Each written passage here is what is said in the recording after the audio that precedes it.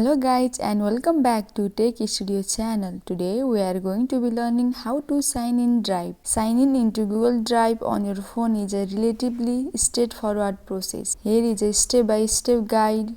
First of all, open the Google Drive app. After that, tap on the email or phone field and enter the email address associated with your Google account. After entering your email address, tap the next button. Enter your password for your Google account. Once you have entered your password, tap next again. If it's your first time signing in on a new device, Google may ask for permission to access your Google account. Review and confirm the permissions if required. Tap on I agree. After completing these steps, you should be signed into your Google Drive account and you will have access to your files and folders. That's it guys. I hope this video was helpful for you. Please like and subscribe the channel and also don't forget to press the bell icon. Thank you.